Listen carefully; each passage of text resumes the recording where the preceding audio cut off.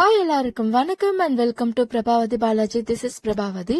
இன்னைக்கு இந்த வீடியோல ஆடி பெருக்கு பூஜை நான் வீட்டுல எப்படி பண்ணன்றத உங்ககிட்ட இந்த வீடியோ மூலமா ஷேர் பண்ண போறேன்.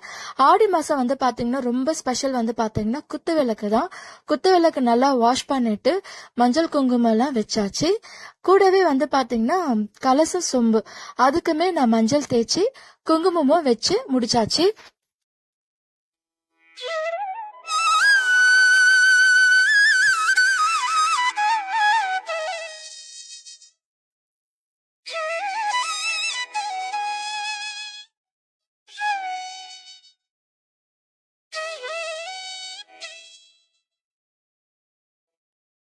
ஒரு பாத்திரத்துல தண்ணீர் பிடிச்சு அதுல கொஞ்சமா மஞ்சத்தூள் கொஞ்சமா உப்பு சேர்த்து பூஜை அறையில வச்சு அவற்றை வந்து புனித நதிகளாக பாவித்து பூஜை செய்து வழிபடலாம். அது மட்டும் இல்ல, நம்ம வீட்டுல இருக்கிற குழாய்களுக்கு மஞ்சள் குங்குமம் வச்சு வழிபடலாம்.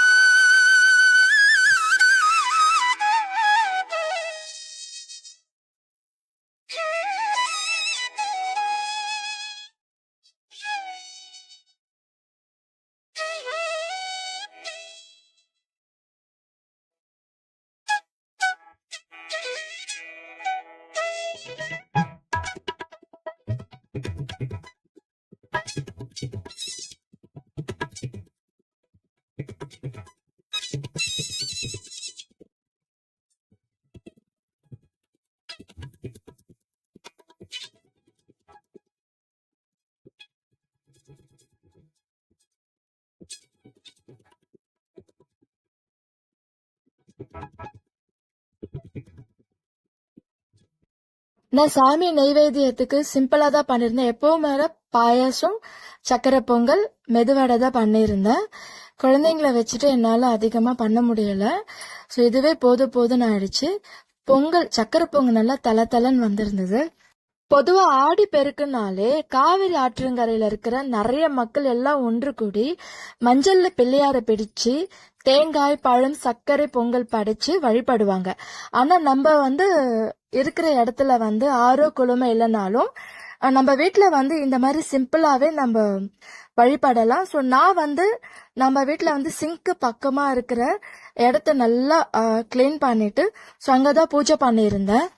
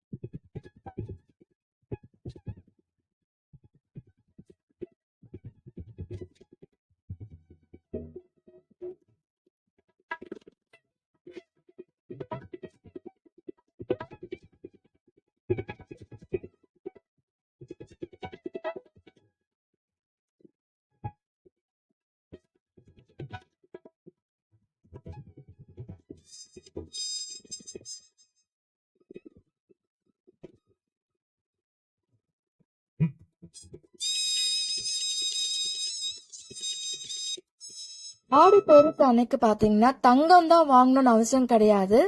2 மங்களகரமான பொருட்களை வாங்கினாலே போதும்.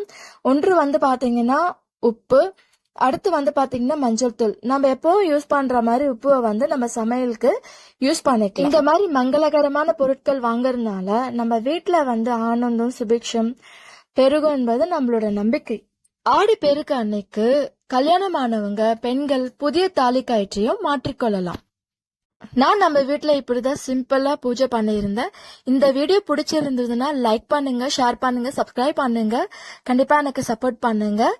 தேங்க்யூ. பாய்.